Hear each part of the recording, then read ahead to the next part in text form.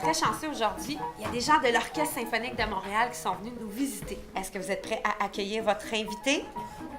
Alors, on applaudit maintenant Dina Gilbert qui va venir faire l'entrevue avec nous. Alors, c'est un projet pédagogique, c'est réalisé en classe et il y a eu 3 grandes étapes. Donc, au départ, les élèves ont été rencontrés pour leur parler un petit peu de la thématique du concert, qui est Mozart.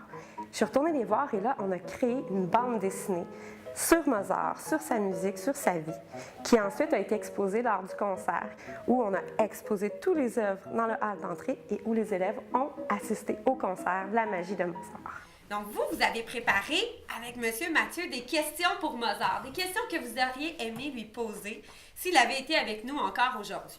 Pour qu'on puisse avoir un peu de visuel, un peu de dessin, vous allez me faire un portrait de Mozart. On va les exposer dans le hall d'entrée de la Maison symphonique. Alors, vous et tous les autres élèves qui viennent au concert vont pouvoir les lire et les voir.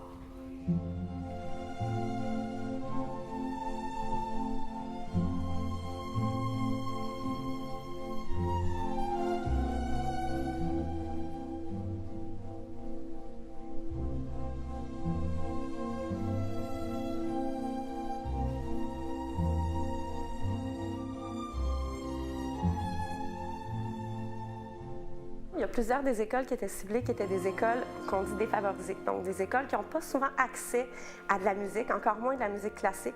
Et ce qui est vraiment génial, c'est qu'en 2015, mes élèves, dans le milieu dans lequel j'enseigne surtout, mais la plupart, jamais ils avaient entendu de musique classique. En début d'année, quand j'ai parlé du projet, une de mes élèves, entre autres, m'a dit « Monsieur Mathieu, moi, j'aime pas ça, cette musique-là, je veux pas aller au concert. » Pour elle, c'était nouveau. Je pense qu'elle trouvait ça un petit peu bizarre, là, les extraits que je leur faisais entendre. Mais tout au long du projet, avec les animations et à force de faire des recherches et d'en écouter de plus en plus, elle s'est mise à aimer ça, puis elle a hâte d'être là. Aujourd'hui, elle est contente d'être là comme les autres. Moi, j'ai hâte de voir les musiciens bouger, comprendre ce que Dina Gilbert dit et les gestes qu'elle fait. Les musiciens, est-ce que je connais la chanson? Je la connais pas. J'ai envie de savoir, et parce que les chansons sont vraiment belles, puis ils jouent vraiment bien.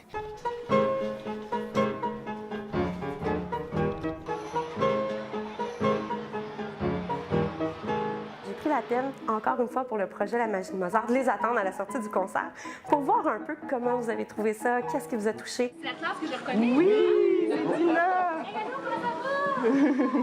Avez-vous été impressionné par la grande chanteuse? C'était quoi, hein? Moi, j'ai aimé quand la chanteuse d'opéra était là et aussi quand Dina Gilbert dirigeait l'orchestre.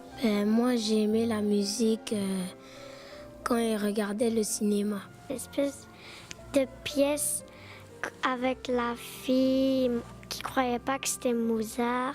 J'ai aimé la chanson quand il faisait comme un jeu là, avec la bicyclette, là, tout, parce que je trouvais que c'était trop beau. Certains élèves me demandent maintenant d'écouter de la musique classique pendant la période de jeu du vendredi.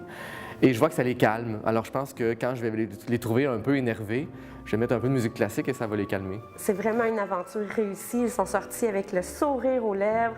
Ils étaient joyeux. Ils m'ont tous dit que c'était bien et qu'ils aimeraient recommencer l'an prochain.